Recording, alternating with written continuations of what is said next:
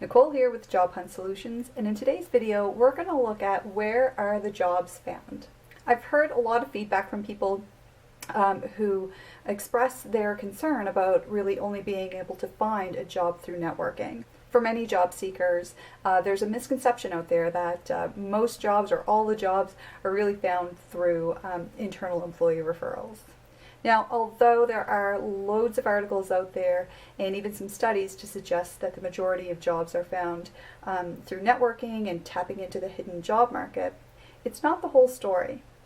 Organizations use a number of different sources when they're taking a look for candidates to fill the jobs that they have available. For many of these large organizations and even some of the more medium-sized organizations, they'll have an internal recruitment department. And the recruitment department, like most other departments, they're going to have budgets that they need to be able to justify the spend on. Recruitment departments will mostly spend their money on trying to find candidates to fill their positions. And this will include using all kinds of different sources, from going on to social media, so sites like LinkedIn, Twitter, and sometimes Facebook. They'll post roles on job boards and their own career site.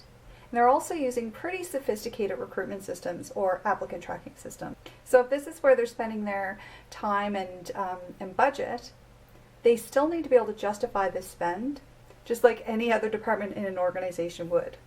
So to justify this spend, the easiest way is to show a bit of a return on investment. And that would be to show and to be able to prove that the organization has been able to hire qualified candidates through these different channels and different sources. So as a result, most organizations are looking at their recruitment mix or how they're hiring people. So they want to see that, yes, that there is a certain percentage of people who are being hired either internally to the organization or through internal employee referrals, but also they want to see that there are candidates who are hired through direct sourcing or going through their own network, and using LinkedIn, different social media platforms, as well as candidates who would have directly applied to the role.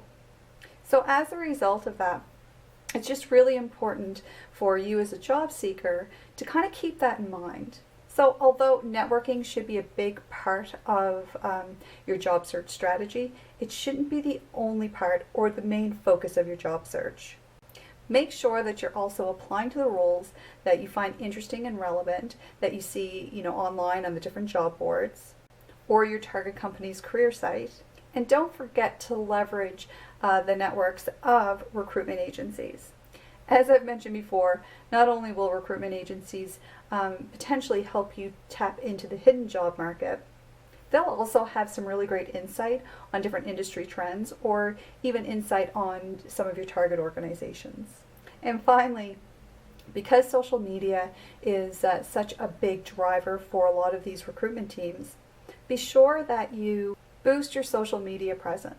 So you can do this by, following your target organizations on LinkedIn, Twitter, or Facebook. Maybe even write a blog or share some interesting articles within your industry or comment on things that other people are sharing.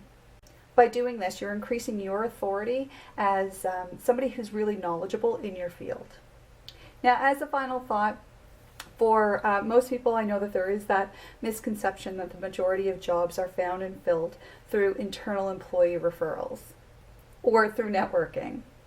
Now, although a lot of organizations, of course, they can curb the risk of, hiring somebody who may not be the best cultural fit by going with the employee referral, they also realize that there needs to be a balance from a diversity perspective with their candidate pool.